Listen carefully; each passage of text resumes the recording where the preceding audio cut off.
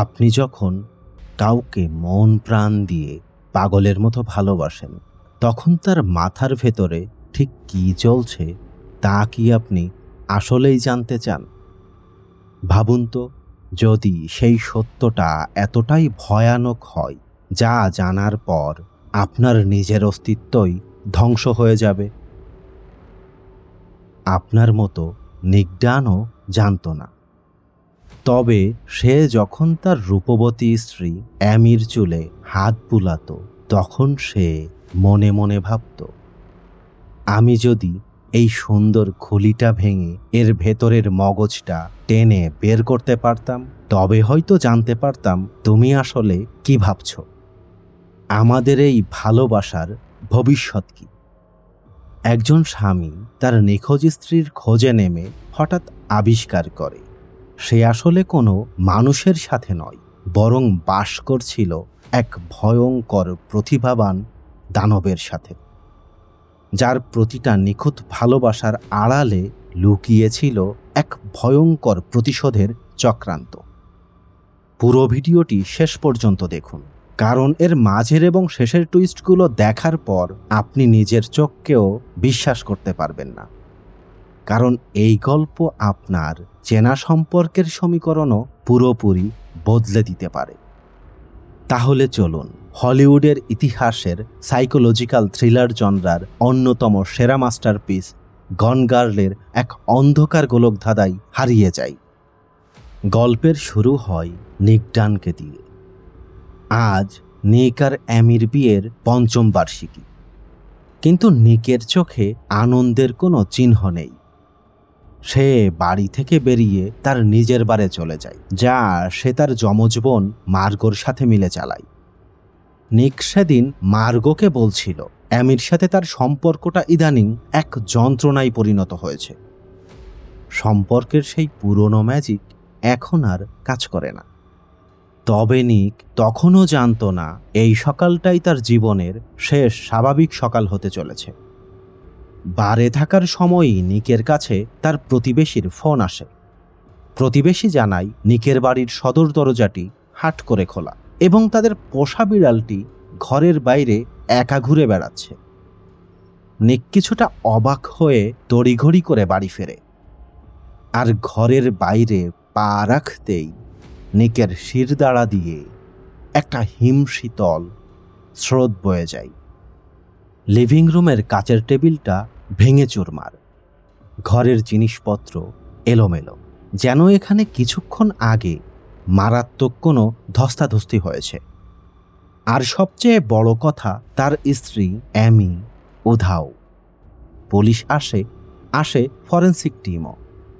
প্রথম দেখাই মনে হচ্ছিল এটি একটি সাধারণ কিডন্যাপিং বা অপহরণ, কিন্তু ঠিক এই জায়গা থেকেই পুলিশ এবং প্রতিবেশীর মনে প্রথম সন্দেহের বিষ ঢুকে যায়।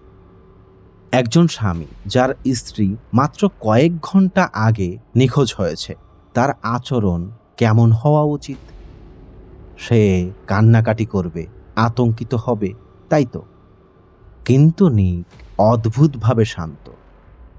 পুলিশের সব জটিল প্রশ্নের জবাবে সে আমতা আমতা করছে, যেন সে কিছু একটা লুকাতে চাইছে। পুলিশ নিককে যখন মনে মনে খুনি ভাবছিল, ঠিক তখনই গল্পের স্ক্রিন আমাদের নিয়ে যায় ৭ বছর অতীতে অ্যামির ডায়েরির পাতায়। অ্যামি ছিল নিউ ইয়র্কের একজন বিখ্যাত ও ধনী লেখিকা, যার বাবা মা তাকে নিয়ে অ্যামেজিং অ্যামি নামের বেস্ট সেলার বইয়ের সিরিজ লিখেছিল। অন্যদিকে নিক ছিল একজন সাধারণ হ্যান্ডসাম জার্নালিস্ট। প্রথম দেখাই প্রেম, তারপর ধুমধাম করে বিয়ে।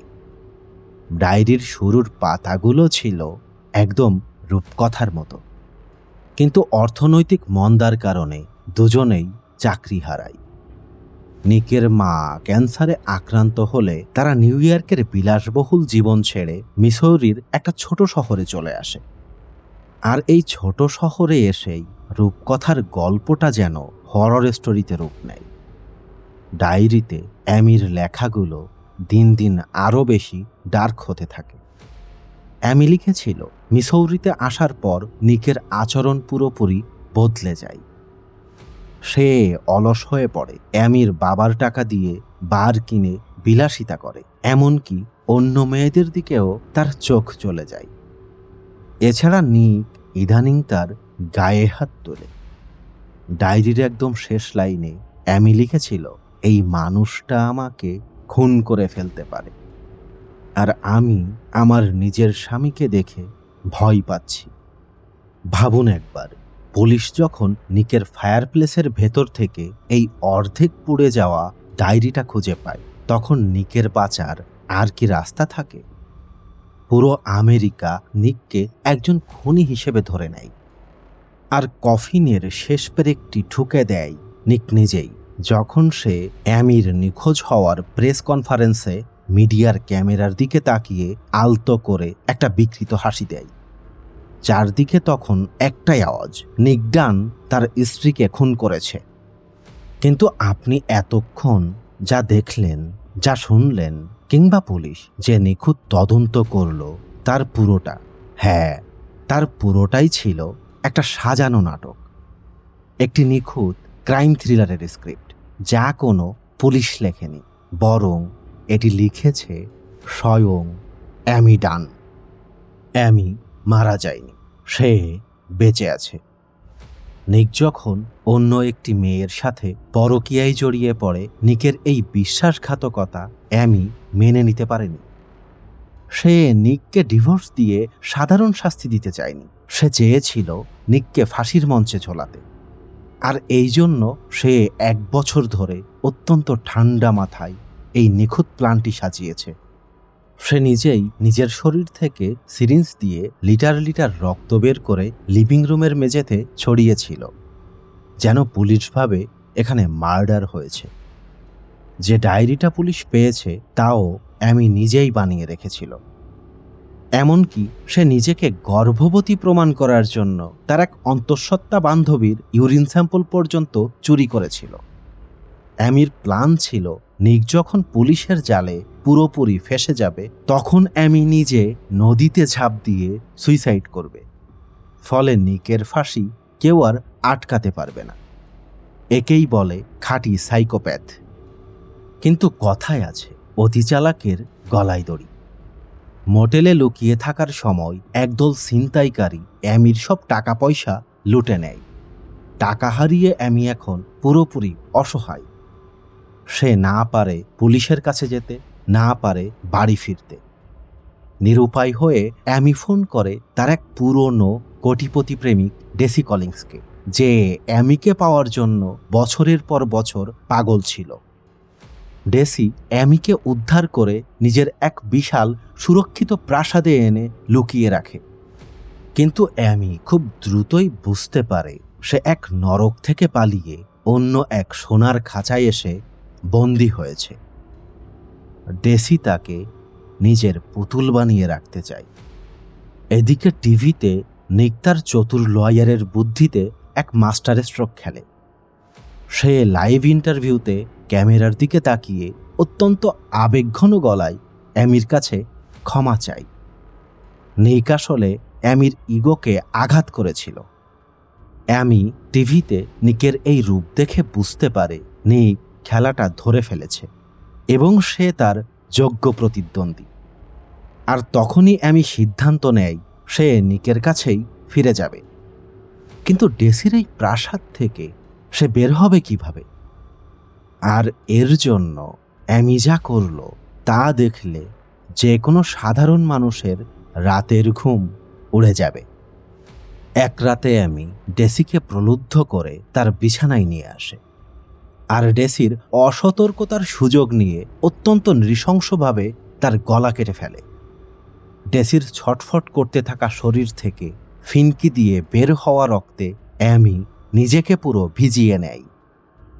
এরপর সে ডেসির ঘরের সিকিউরিটি ক্যামেরার সামনে গিয়ে এমনভাবে কান্নাকাটি করে যেন ডেসি তাকে কিডন্যাপ করে রেপ করার চেষ্টা করছিল এবং সে আত্মরক্ষার্থে ডেসিকে খুন করেছে। কি ভয়ঙ্কর বুদ্ধি, কি নিখুঁত অভিনয়! পরদিন সকালে পুরো মিডিয়া আর পুলিশের সামনে রক্তাক্ত অবস্থায় এসে হাজির হয় অ্যামি। পুরো আমেরিকা অ্যামিকে এক লড়াকু বীরাঙ্গনা হিসেবে বরণ করে নেয়। কিন্তু ঘরের দরজা বন্ধ হওয়ার সাথে সাথেই অ্যামির মুখের সেই কান্নার অভিনয় উধাও হয়ে যায়। নিক ক্ষোভে ফেটে পড়ে অ্যামির গলা চেপে ধরে, কিন্তু অ্যামি অত্যন্ত শান্ত গলায় নিককে বলে, তুমি পুলিশকে কিচ্ছু বলতে পারবে না, কারণ দুনিয়ার চোখে আমি একজন ভিকটিম, আর তুমি আমার ভালোবাসার স্বামী। তুমি যদি সত্যিটা বলো তবে দুনিয়া উল্টো তোমাকেই সাইকো ভাববে। নিক অ্যামির হাত থেকে বাঁচতে চেয়েছিল। সে চেয়েছিল অ্যামিকে ডিভোর্স দিতে, কিন্তু অ্যামি ক্লিনিক থেকে নিকের স্পার্ম স্যাম্পল ব্যবহার করে নিজেকে আসলেই গর্ভবতী করে ফেলে। নিজের সন্তানের ভবিষ্যতের কথা চিন্তা করে এবং অ্যামির এই শয়তানির কাছে হেরে গিয়ে নিক বাধ্য হয় সেই নরকের মতো সংসারেই সারা জীবন বন্দী হয়ে থাকতে।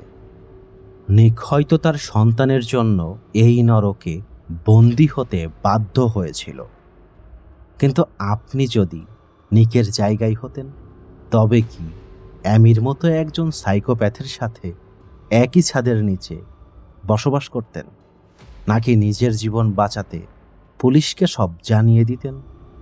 আপনার মতামত কমেন্টে অবশ্যই জানান। ভিডিওটি ভালো লাগলে লাইক ও সাবস্ক্রাইব করতে ভুলবেন না। দেখা হচ্ছে পরের ভিডিওতে। ভালো থাকবেন। ধন্যবাদ।